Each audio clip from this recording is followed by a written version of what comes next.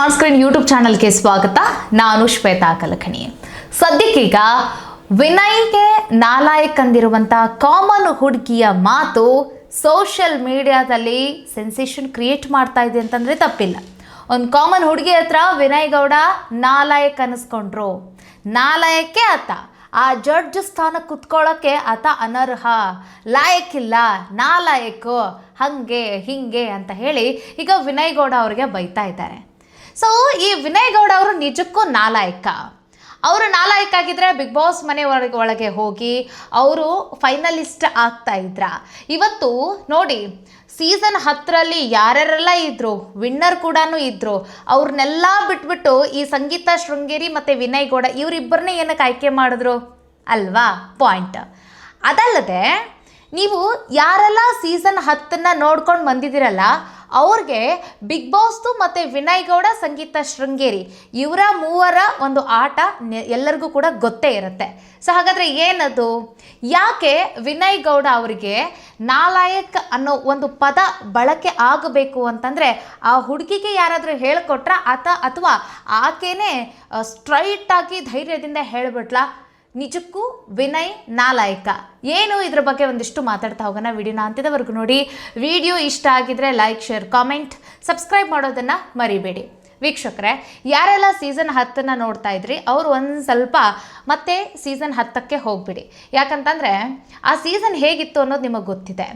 ಆ ಸೀಸನಲ್ಲಿ ಒಂದು ವಿನಯ್ ಗೌಡ ಯಾರಿಗಾದರೂ ಬೈತಾ ಇರಬೇಕು, ಯಾರಿಗಾದರೂ ಅವ್ರ ಮೇಲೆ ಮ್ಯಾನ್ ಹ್ಯಾಂಡ್ಲಿಂಗ್ ಮಾಡೋರ ಥರ ಹೋಗ್ತಾ ಇರಬೇಕು, ಇಲ್ಲ ವಿನಯ್ ಗೌಡಗೆ ಕಿಚ್ಚ ಸುದೀಪ್ ಅವರು ಬೈಬೇಕು, ಅಥವಾ ಸಂಗೀತ ಶೃಂಗೇರಿದು ವಿನಯ್ ಗೌಡದು ಜಗಳ ಹತ್ಕೋಬೇಕು, ಇಲ್ಲ ವಿನಯ್ ಗೌಡ ಜೊತೆಗೆ ಯಾರಾದರೂ ಜಗಳಕ್ಕೆ ಬರಬೇಕು, ಅಥವಾ ವಿನಯ್ಗೆ ಯಾರಾದರೂ ಬೈತಾ ಇರಬೇಕು.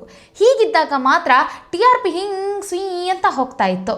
ಹಾಗೆ ಆ ಸೀಸನ್ನಲ್ಲಿ ಅದೆಷ್ಟೋ ಜನ ವಿನಯ್ ಗೌಡ ಅವ್ರಿಗೂ ಕೂಡ ಫ್ಯಾನ್ಸ್ ಇದ್ದರು. ಬಟ್ ಕೆಲವರು ಒಂದು ರೀತಿ ವಿನಯ್ ಗೌಡ ಅಂತಂದರೆ ವಿಲನ್ ಅನ್ನೋ ರೀತಿಗೂ ಕೂಡ ನೋಡಿದರು ಆ ಒಂದು ಸೀಸನ್ನಲ್ಲಿ. ಬಟ್ ಕಿಚ್ಚ ಸುದೀಪ್ ಅವರು ಅವ್ರಿಗೊಂದು ಮಾತು ಹೇಳ್ತಾರೆ, ಹೆಂಗೆ ಬಿಗ್ ಬಾಸ್ ಮನೆ ಒಳಗಡೆ ಇರಬೇಕು ಅನ್ನೋದನ್ನು ಒಂದು ಬುಕ್ ಬರ್ದಂಗೆ ನೀವು ಆಡಿರೋ ಆಟ ತುಂಬ ಅಂದರೆ ನೀವಾಗೇ ಇದ್ರಿ, ತುಂಬ ಚೆನ್ನಾಗಿ ಆಟ ಆಡಿದ್ರಿ ಅಂತ ಹೇಳಿ ಅವ್ರಿಗೆ ಹೊರಗೆ ಬಂದ್ರಲ್ಲ ಅವತ್ತು ಫೈನಲಿಸ್ಟ್ ಆಗಿ ಅವರೇನು ಹೊರಗಡೆ ಬಂದ್ರಲ್ಲ ಅವತ್ತು ಅವ್ರಿಗೆ ಹೇಳ್ತಾರೆ ನೋಡಿ. ಸೊ ಇದನ್ನೆಲ್ಲ ನೋಡಿದಿರಿ ನೀವು. ಅಂದರೆ ಎಷ್ಟಾಗುತ್ತೋ ಅಷ್ಟು ವಿನಯ್ ಗೌಡದಿಂದ ಸೀಸನ್ 10ರಲ್ಲಿ ಕಂಟೆಂಟ್ ತೊಗೊಂಡ್ರು. ಏನು ಅನ್ಕೊಂಡಿದ್ರು ಅಂತಂದರೆ ಕೆಲವರು ಅವ್ರಿಗೆ ಅವರಷ್ಟು TRP ಕೊಟ್ರಲ್ವಾ, ಅವರಷ್ಟು ಕಂಟೆಂಟ್ ಕೊಟ್ರಲ್ವಾ, ಹೈಪ್ ಕೊಟ್ರಲ್ವಾ, ಅವ್ರ ಕೈಗೆ ಟ್ರೋಫಿ ಕೊಡ್ತಾರೇನೋ ಅಂತ ಅಂದ್ಕೊಂಡ್ರು. ಆದರೆ ಟ್ರೋಫಿ ಅವ್ರ ಕೈಯಲ್ಲಿ ಕೊಡಲಿಲ್ಲ, ಬೇರೆಯವ್ರ ಕೈಯಲ್ಲಿ ಕೊಟ್ಟು ಕಳಿಸಿದ್ರು. ಸೊ ಆ ಒಂದು ನಿಮ್ಗೆ ಸಿಚುವೇಶನ್ ನೆನಪಿದೆ ವಿನಯ್ ಗೌಡ ಜೊತೆಗೆ ಅವ್ರು ಹೆಂಗೆ ಗೇಮ್ ಪ್ಲೇ ಮಾಡಿದರು ಅಂತ ಹೇಳಿ. ಅಂದರೆ ಅವ್ರನ್ನ ಫೈನಲಿಸ್ಟ್ ಆಗಿರ್ತಾರೆ, ಏನು ಗ್ರ್ಯಾಂಡ್ ಫಿನಾಲೆ ನಡೀತಿರುತ್ತೆ, ಆ ಗ್ರ್ಯಾಂಡ್ ಫಿನಾಲೆ ಟೈಮ್ನಲ್ಲಿ ಅವರು ಹೊರಗೆ ಬರ್ತಾರೆ ನೋಡಿ, ಅದು ಟಾಪ್ 4 ಲಿಸ್ಟಲ್ಲಿ ಅವಾಗ ಹೊರಗೆ ಬರ್ತಾರಲ್ಲ, ಅದು ಒಂದು ರೀತಿ ಮೈಯೆಲ್ಲ ರೋಮಾಂಚನ ಆಗಿಬಿಟ್ಟಿತ್ತು. ಅಂದರೆ ವಿನಯ್ ಅನ್ಎಕ್ಸ್ಪೆಕ್ಟೆಡ್ ಅವ್ರು ಹೊರಗೆ ಬರ್ತಾರಾ ಅಂತ ಹೇಳಿ ಯಾರೂ ಅಂದ್ಕೊಂಡಿರಲಿಲ್ಲ. ಸೊ ಆ ರೀತಿ ಇತ್ತು. ಸೊ ನಾವು ಅದ್ರ ಬಗ್ಗೆ ಮಾತಾಡ್ತಿರೋದು ಏನಕ್ಕೆ ಅಂತಂದರೆ ಅಷ್ಟೊಂದು ಕ್ರೇಜ್, ಅಷ್ಟೊಂದು ಹವಾ, ಅಷ್ಟೊಂದು ಅಬ್ಬರ, ಮತ್ತು ಅಂತಹ ವ್ಯಕ್ತಿ ವಿನಯ್ ಗೌಡ. ಅವರಿಂದ ಎಷ್ಟಾಗುತ್ತಷ್ಟು ಕಂಟೆಂಟ್ ತೊಗೊಂಡವ್ರೆ, ಎಷ್ಟಾಗುತ್ತಷ್ಟು TRP ತೊಗೊಂಡವ್ರೆ ಆವಾಗ. ಸೊ ಹಾಗಿರೋ ಕಾರಣಕ್ಕಾಗಿ ಈಗ ಮತ್ತೆ ಸೀಸನ್ 13ನ ಈ ಒಂದು ಅಗ್ನಿ ಪರೀಕ್ಷೆಗೆ ಬೇಕು ಅಂತಲೇ ಸಂಗೀತ ಶೃಂಗೇರಿನ ಮತ್ತು ಈ ವಿನಯ್ ಗೌಡ ಅವರನ್ನು ಕರೆಸಿದ್ದಾರೆ. ಸೊ ನಾನು ಆಗಲೇ ಹೇಳದ್ನಲ್ಲ, ಏನಂತಂದ್ರೆ ಒಂದು ಯಾರಿಗಾದ್ರೂ ವಿನಯ್ ಗೌಡ ಬೈತಾ ಇರಬೇಕು ಮೀನ್ಸ್ ನೋಡಿ, ಇವಾಗ ಅಮುಕು ಟುಮುಕು ಅಂತ ಕ್ರಿಂಜ್ ಕಂಟೆಂಟ್ ಕ್ರಿಯೇಟರ್ಸು ವೇದಿಕೆ ಮೇಲೆ ಹೋಗಿದ್ದಾರೆ, ನಾವು ಹಂಗೆ ಮಾಡಿಬಿಡ್ತೀವಿ ಹಿಂಗೆ ಮಾಡಿಬಿಡ್ತೀವಿ ಅಂತ ಹೇಳಿದ್ದಾರೆ. ಸೊ ಇಲ್ಲಿ ವಿನಯ್ ಗೌಡ ಕೊಟ್ಟಿರೋ ಕೆಲಸನ ಮಾಡೋಕ್ಕಾಗಿಲ್ಲ, ಹಾಗಾಗಿ ಓಡೋಗ್ಬಿಟ್ರು. ಅಂದರೆ ವಿನಯ್ ಗೌಡ ಏನೋ ಒಂದು ಟಾಸ್ಕನ್ನು ಕೊಟ್ಟಿರ್ತಾರೆ, ನೀವು ಸಂಗೀತ ಶೃಂಗೇರಿನ ಇಂಪ್ರೆಸ್ ಮಾಡಬೇಕು ಅಂತ. ನಾನು ಇಲ್ಲಿ ಯಾರಿಗೂ ಇಂಪ್ರೆಸ್ ಮಾಡೋಕ್ಕೆ ಬಂದಿಲ್ಲ ಗುರು ಅಂತ ಹೇಳಿ ಸೊಕ್ಕಿಲೆ ಇಲ್ಲಿ ಅಮುಕು ಟುಮುಕು ಹೇಳ್ತಾರೆ. ಸೊ ಅಷ್ಟಕ್ಕೆ ಗರಂ ಆಗಿದ್ದಂತಹ ವಿನಯ್ ಗೌಡ ಚಾಳಿ ಗೊತ್ತಲ್ವ ನಿಮಗೆ. ವಿನಯ್ ಗೌಡ ಏನು ಹೇಳ್ತಾರೆ, ಸೊ ನಿನಗೇನು ಮಾಡೋಕ್ಕೆ ಬರೋಲ್ಲ ಅಂದರೆ ನೀನೇನಕ್ಕೆ ಬಂದಿದ್ದೀಯ ಇಲ್ಲಿ, ಹೋಗ್ತಾ ಇರು ಅಂತ ಹೇಳಿ ಕಳಿಸ್ಕೊಡ್ತಾರೆ. ಹೋಗ್ತಾ ಇರು ಅಂತ ಹೇಳಿ ಏನದು ಬಂತಲ್ವ ಮಾತು, ಆ ಒಂದು ರಿಯಾಕ್ಷನ್, ಅದಕ್ಕಾಗಿಯೇ ಬಿಗ್ ಬಾಸ್ ತಂಡ ವೆಯ್ಟ್ ಮಾಡ್ತಾಯಿತ್ತು ಅಂತ ಅನಿಸುತ್ತೆ. ಸೊ ಆ ಒಂದು ಕ್ಲಿಪ್ಪನ್ನು ಆ ಪ್ರೊಮೋ ಶಾಟಿಗೆ ಹಾಕ್ಕೊಂಡು ಉಜ್ಜಿದ್ರು. ಸೋಷಿಯಲ್ ಮೀಡಿಯಾದಲ್ಲಿ ಬೇರೆ ಎಲ್ಲ ಪ್ರೊಮೋಗಳು ಬರ್ತಾ ಇದ್ದಾವೆ, ಆದರೂ ಕೂಡ ಆ ಪ್ರೊಮೋನೇ ರನ್ ಆಗ್ತಾ ಇದೆ. ಅವ್ರದ್ದೇ ಮೀಮ್ಸು, ಪೋಸ್ಟರ್ಸ್ ಅವೇ ಹೋಗ್ತಾ ಇದ್ದಾವೆ. ಬಿಕಾಸ್ ಏನಂತಂದರೆ ಇಲ್ಲಿ ವಿನಯ್ ಗೌಡ ಇನ್ನೊಬ್ರಿಗೆ ಬೈದ್ರಲ್ಲ, ಸೊ ಬೈಯೋದು ಒಂದು ಕಂಟೆಂಟ್ ಸಿಕ್ಬಿಡ್ತು.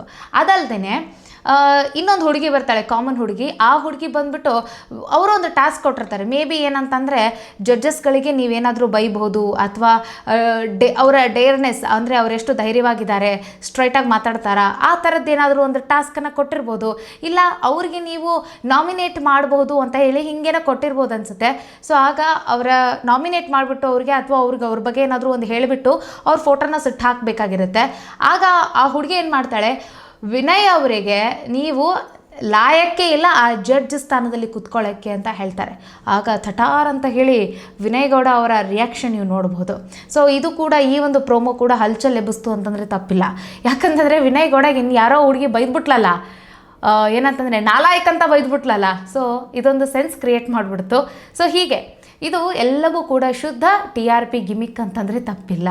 ಸೊ ನೋಡಿ, ನಾವು ಅಂತೀವಿ ಇವನಿಗೆ ಸರಿ ಮಾಡಿದ್ರು ನೋಡು, ಆ ಹುಡುಗಿ ಸರಿಯಾಗಿ ಹೇಳಿದ್ಲು ನೋಡು, ನಾಲಾಯಕ್ ಅಂದಿದ್ದೇ ಸರಿ ಆಯಿತು, ಹೀಗೆ ಅಂತ ನಾವು ಅಂದ್ಕೊತೀವಿ. ಅಲ್ಲಿ ಬ್ಯಾಕ್ ಎಂಡಲ್ಲಿ ಏನು ಸ್ಕ್ರಿಪ್ಟ್ ಓಡ್ತಾ ಇದೆ ಅಂತ ಯಾರಿಗೆ ಗೊತ್ತಿರುತ್ತೆ. ಇವ್ರ ಬಾಯಿ ಮೂಲಕ ಡೈಲಾಗ್ಗಳು ಡೆಲಿವರಿ ಆಗ್ತಾ ಇರುತ್ತೆ ಅಷ್ಟೇ ಇವರು, ಆದರೆ ಅಲ್ಲಿ ಹಿಂದೆ ಏನು ನಡೀತಾ ಇರುತ್ತೆ ಇನ್ನೊಂದು ಏನು ಗೊತ್ತು.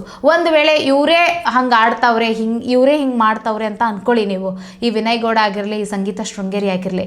ಬಟ್ ನಾನು ಹೇಳೋದೇನಂತಂದರೆ, ಮತ್ತೆ ಬಿಗ್ ಬಾಸ್ ಅವರು ಏನು ತಪ್ಪುಗಳು ನಡೀತಾವಲ್ಲ ಅದನ್ನು ಅವ್ರ ಮೈ ಮೇಲೆ ಹಾಕೊಳ್ಳೋದೇ ಇಲ್ಲ.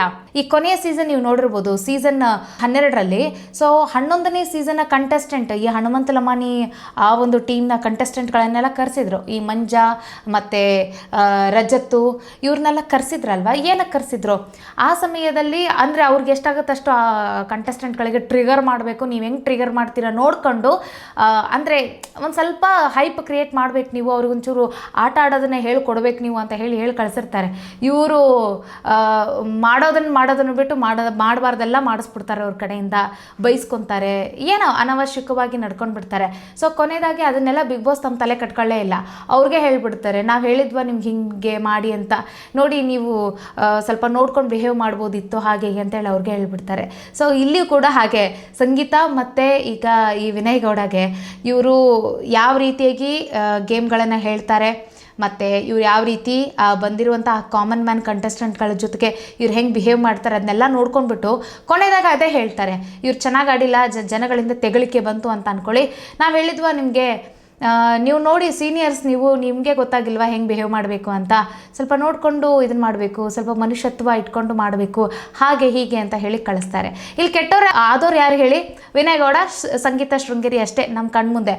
ಕೊನೆಯದಾಗಿ ನಾವು ಅದಕ್ಕೂ ಚಪ್ಪಾಳೆ ತಡ್ತೀವಿ, ಫೈನಲಿ ವಿನಯ್ ಗೌಡ ಮತ್ತು ಸಂಗೀತಕ್ಕೆ ಬೈದ್ಬಿಟ್ರಲ್ಲ ಅಂತ ಹೇಳಿ, ಅದೊಂದು TRPನೇ ಬೈದ್ಬಿಟ್ರಲ್ಲ ಅಂತ ಹೇಳಿ. ಸೊ ಹೀಗೆ ನಡೀತಾ ಇರುತ್ತೆ ಅದು ಬಿಗ್ ಬಾಸ್. ಅದ್ರ ಬಗ್ಗೆ ಜಾಸ್ತಿ ತಲೆ ಕೆಡ್ಸ್ಕೊಳಕ್ಕೆ ಹೋಗ್ಬೇಡಿ, ಹೇಳಿಕ್ಕಿರೋದು. ಹಾಗಾಗಿ ಹೆಂಗೆ ಮಾಡಿದ್ರು ಇವಾಗ ನೋಡಿ, ಈ ರೀತಿಯಾಗಿ ಇವಾಗೇನು ಕಾಮನ್ ಮ್ಯಾನ್ಗಳ ಸೆಲೆಕ್ಷನ್ ಅಗ್ನಿ ಪರೀಕ್ಷೆ ನಡೀತಾ ಇದೆಯಲ್ಲ, ಸುದೀಪ್ ಅವರೇ ಕುತ್ಕೋಬೋದಾಗಿತ್ತಲ್ವಾ, ಅವರೇ ಸೆಲೆಕ್ಟ್ ಮಾಡ್ಬೋದಾಗಿತ್ತು, ಅವ್ರು ಯಾಕೆ ಮಾಡ್ತಾ ಇಲ್ಲ?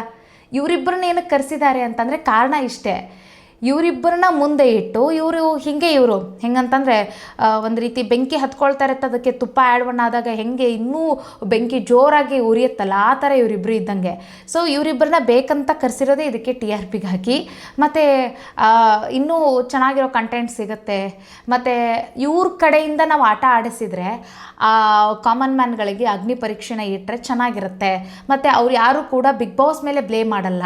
ಈಗ ಸಗಣಿ ಹಚ್ಕೊಂಡಿದ್ದಾಗಲಿ, ಮತ್ತು ಇನ್ನೊಂದು ಏನೇನೋ ಟಾಸ್ಕ್ ಇವಾಗ ನೋಡಿ, ಇವಾಗ ಹೊಸ ಪ್ರೋಮೋ ಬಂದಿದೆ, ಆ ಮೊಬೈಲ್ನ ಚಚ್ಚಾಕ್ಬಿಟ್ಟಿರುವಂಥ ಟಾಸ್ಕು, ಮತ್ತು ಗಿನ್ನಿಸ್ ಸರ್ಟಿಫಿಕೇಟ್ನ ಡೆಸ್ಟ್ರಾಯ್ ಮಾಡಿರುವಂಥ ಟಾಸ್ಕು, ಇಂಥವನ್ನೆಲ್ಲ ಕೊಟ್ಟಿದ್ದಾರಲ್ಲ. ಸೊ ಅವಾಗೇನಾಗುತ್ತೆ, ಬಿಗ್ ಬಾಸ್ ತನ್ನ ಮೇಲೆ ಹಾಕೊಳ್ಳೋಂಗೇ ಇಲ್ಲ, ಇದನ್ನೆಲ್ಲ ಇವರಿಬ್ಬರು ತಲೆಗೆ ಕಳಿಸ್ಬಿಡ್ತಾರೆ. ಇವರಿಬ್ಬರು ಅಷ್ಟಲ್ಲ, ಅವ್ರ ಜೊತೆಗೆ ಇನ್ನೂ ಯಾರು ಇದ್ದಾರಲ್ಲ ಅವ್ರ ತಲೆಗೆ ಕಟ್ಟುತ್ತಾರೆ ಅವರು.